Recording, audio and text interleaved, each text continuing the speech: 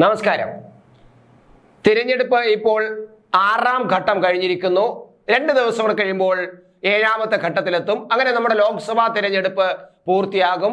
അത് കഴിഞ്ഞാൽ ഏകദേശം ഒരാഴ്ചക്കകം തന്നെ നമുക്ക് റിസൾട്ട് അറിയാൻ കഴിയും. എന്തായാലും ഇപ്പോൾ രാഷ്ട്രീയ പാർട്ടികൾ വളരെ ശക്തമായ വാദങ്ങൾ ഉയർത്തുന്നുണ്ട്. മോദി ഇപ്പോൾ അധികാരത്തിൽ വരില്ല, മോദി സർക്കാർ ഇതാ തകർന്ന് തരിപ്പണമാകാൻ പോകുന്നു, NDA സഖ്യം അധികാരത്തിൽ വരും. ഇതാണ് ഇപ്പോഴത്തെ ഏറ്റവും വലിയ ട്രെൻഡ് എന്ന തരത്തിൽ ഈ പ്രതിപക്ഷങ്ങൾ, പ്രത്യേകിച്ച് നമ്മുടെ കേരളത്തിലെ ഇടതുപക്ഷങ്ങൾ ഉൾപ്പെടെയുള്ള പ്രതിപക്ഷങ്ങൾ, ഇവിടെ രണ്ടും ഇന്ത്യ മുന്നണിയിലാണെങ്കിലും കോൺഗ്രസും ഇടതുപക്ഷവും തമ്മിൽ പരസ്പരം മത്സരിക്കുകയായിരുന്നു. അതവിടെ ഇരുന്നോട്ടെ.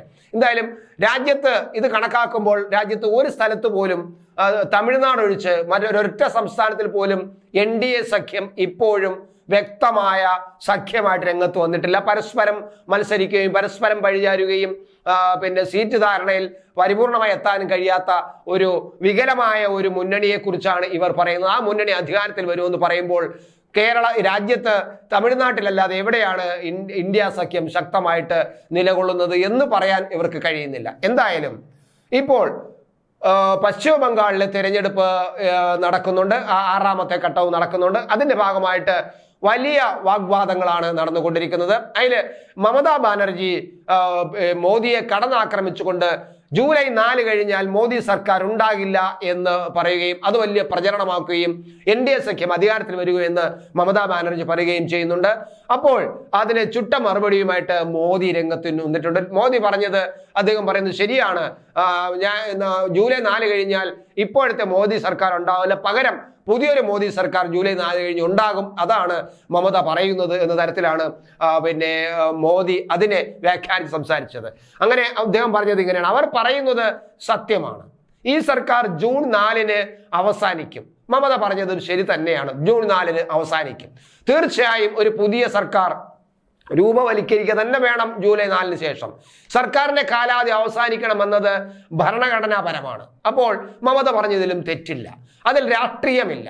തെരഞ്ഞെടുപ്പിന് ശേഷം പുതിയ സർക്കാർ ഞങ്ങൾ രൂപവൽക്കരിക്കും എന്ന് മോദി അവിടെ തറപ്പിച്ചു പറയുകയും ചെയ്തിരിക്കുന്നു. സർക്കാരിന്റെ കാലഹരണ തീയതിയെക്കുറിച്ചുള്ള മമതയുടെ പരാമർശങ്ങളെ കുറിച്ചുള്ള ചോദ്യത്തിന് തന്നെ നശിപ്പിക്കാനാവില്ലെന്നായിരുന്നു പ്രധാനമന്ത്രിയുടെ മറുപടി.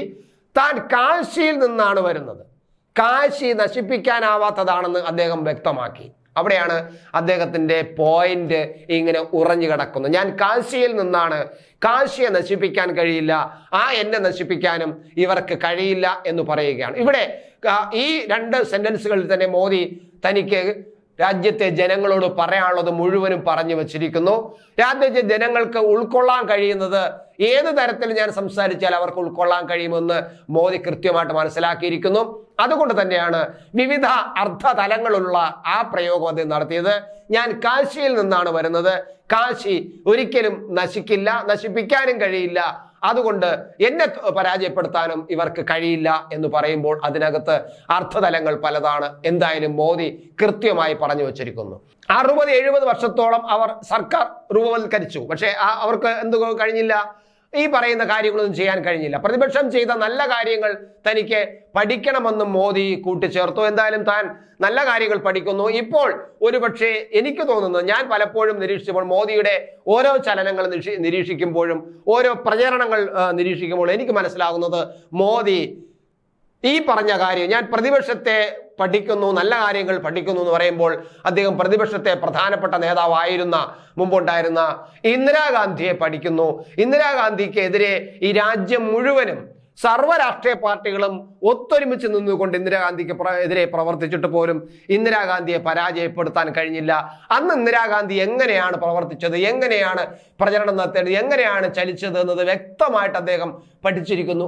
പഠിച്ചത് കൊണ്ട് തന്നെയാണ് അദ്ദേഹം പലപ്പോഴും പല സ്ഥലത്തും പല രീതിയിലും അദ്ദേഹം പ്രചരണ പല ആയുധങ്ങളും ഉപയോഗിച്ചത് എന്ന് എനിക്ക് തോന്നുന്നു. തീർച്ചയായിട്ടും അദ്ദേഹം എന്തൊക്കെ പറഞ്ഞാലും ശരി തന്നെ, കോൺഗ്രസിനെ എതിർക്കുമ്പോഴും അദ്ദേഹം ഇന്ദിരാഗാന്ധിയെ കൃത്യമായി പഠിച്ചിരിക്കുന്നത് തന്നെയാണ് കാണേണ്ടത്. അദ്ദേഹത്തിന്റെ ഈ മറുപടിയും താൻ കാശിയിൽ നിന്നാണ് വരുന്നത്, തന്നെ കാശി നശിപ്പിക്കാൻ കഴിയില്ല എന്ന് പറയുന്നത് പോലും ഒരുപക്ഷെ ഇന്ദിരാഗാന്ധിയുടെ ചില പ്രയോഗങ്ങളുടെ സമാനമായ പ്രയോഗം തന്നെയാണെന്ന് ഞാൻ കണ്ടെത്തുന്നു. എനിക്ക് അങ്ങനെയാണ് വിലയിരുത്താൻ കഴിയുന്നത്.